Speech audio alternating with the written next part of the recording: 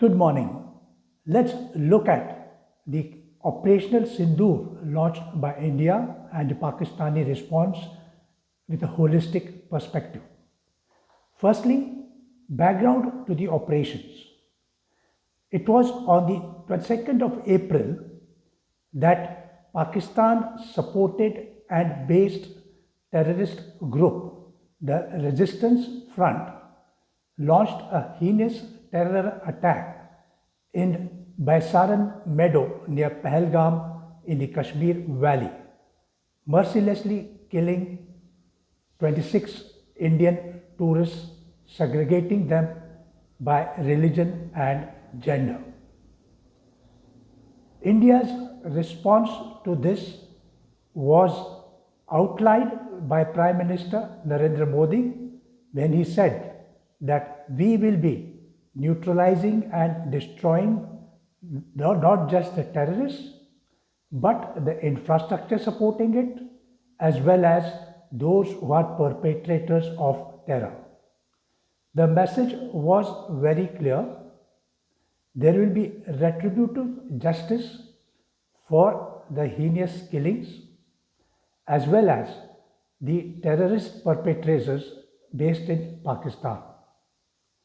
It should be also noted that there, at all times, Prime Minister as well as other ministers have emphasized that Indian response will be directed against the terrorist and the infrastructure. There was no military targeting that was outlined or stated any time before. So what happened?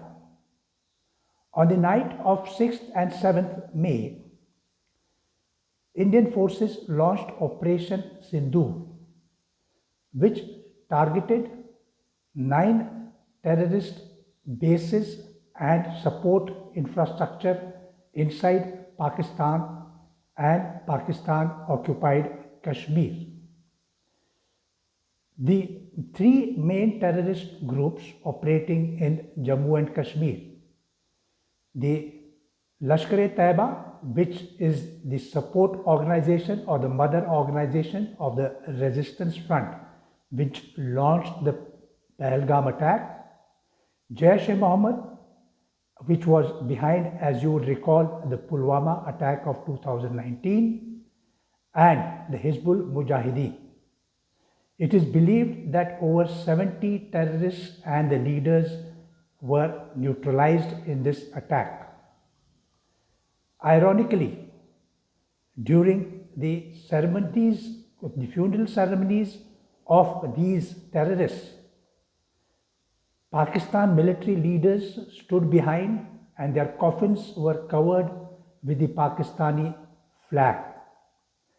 So it is very relevant to outline how the Pakistan state, army and the ISI was deeply involved in supporting the terrorists. What happened next? On the next night of 7th and 8th, Pakistan air and missile forces attempted to penetrate the Indian aerospace in multiple points from the north in Jammu and Kashmir right down to Rajasthan.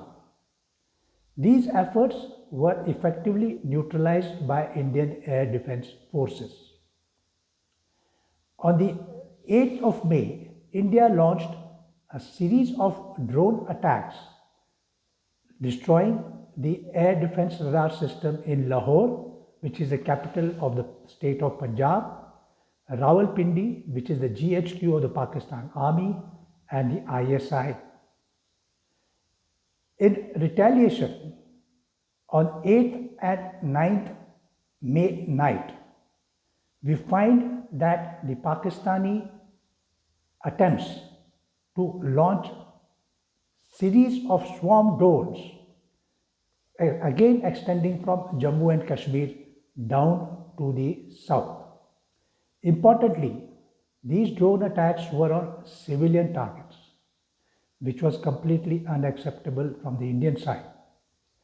And then the repeat was done on the night of 9th and 10th. These attempts were completely neutralized, and India in turn launched cross-border attacks by drones and missiles to neutralize some of the military targets, because the escalation now was at the military level by Pakistan. So this is what we have the situation on the 10th of May in the morning. Some important facets of these operations have emerged. For the first time in the subcontinent, the drone and missile have become weapons of escalation and war between the two sides. We heard of drones being used as early as 2020 in the Azerbaijan and Armenia crisis.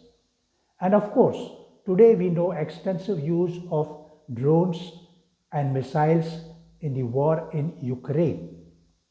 But the first time in the Indian subcontinent scenario, extensive use of drones and missiles was made by both sides.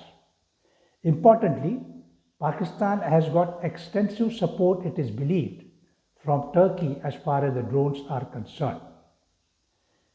In this context, the significance of air defense has also come to the light. India had acquired the S-400 air and missile defense system from Russia. This played a very important role in destroying and neutralizing Pakistani air and missile attacks, which were targeted on civilian areas. The S-400 can at one time identify at least 300 to 400 targets, and then apart from destroying these with what systems it has, it can also provide information for these to other air defense